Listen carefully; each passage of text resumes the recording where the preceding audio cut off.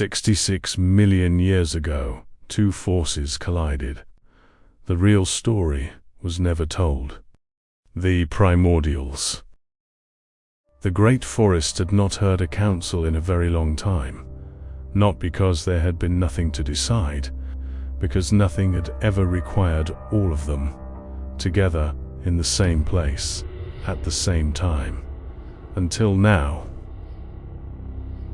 They came from every corner of this world, from the edge of the Amber Sea, from the shadow of the Ashen Peaks, from the deep interior of the great forest.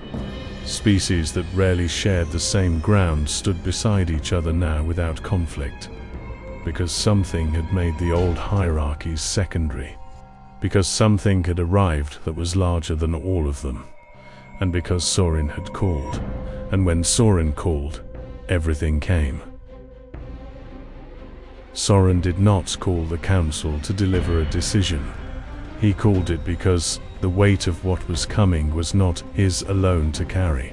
He stood in the center of everything he was responsible for, every life, every territory, every future, and he let them speak, not because he needed their answer, because the decision, when it came, would have to be carried by all of them.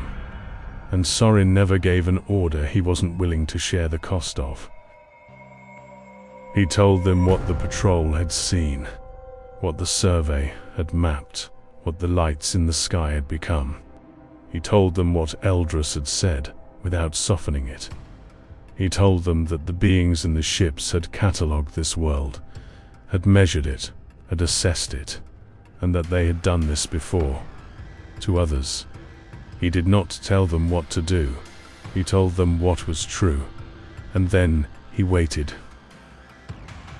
Dravon did not wait long. He never did. He said what every instinct in every primordial already felt, but had not yet put into words. They are here. We are here. One of us will decide what happens next, and if we do not decide, they will. He did not use the word war. He didn't need to. Every primordial in that clearing understood what Dravon was saying, and every primordial in that clearing felt the pull of it. The council felt it.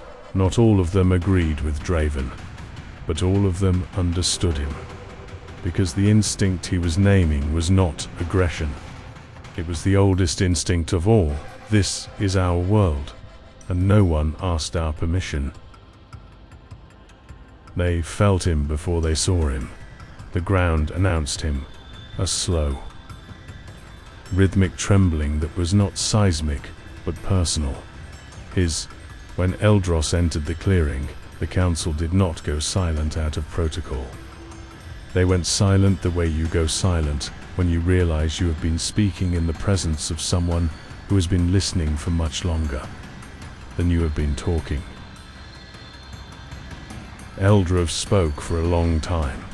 He told them about the memory in the stone, other worlds, other species, other councils that had gathered in places like this and made choices like the one before them now.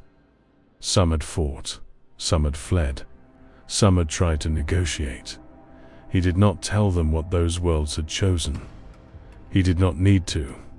The way he said those worlds, past tense, finished, gone, said everything. Dravon looked at Eldros for a long time after he finished, and said, "You're telling us not to fight." Eldros was quiet.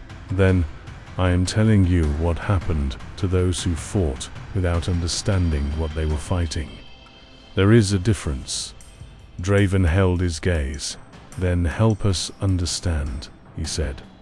And for the first time, Eldros almost smiled. Soren had been listening to both of them. He always listened to everything, everyone, all at once. Now he asked the question that neither of them had asked. What do they want? Not what will they do, not how strong are they, what do they want? Eldros looked at him. "They want this world," he said.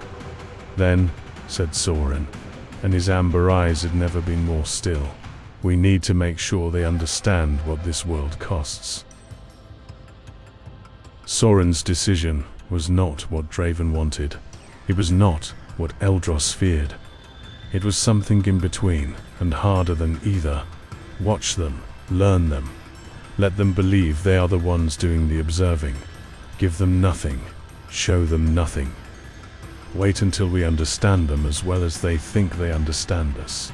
And then, only then, we decide what comes next. The council heard him. Some agreed, some did not. But all of them followed, because Soren had never been wrong. Dravon stayed long after the others had gone. He understood Soren's decision. He had even argued for it in the part of himself that was not instinct. But he stood in the great forest and looked toward the north, toward the ships, toward the lights, toward the things that had come to take this world, and he made a promise to himself. When the time came, and he knew it would come, he would be ready. Soren found Eldros still in the clearing when the others had gone.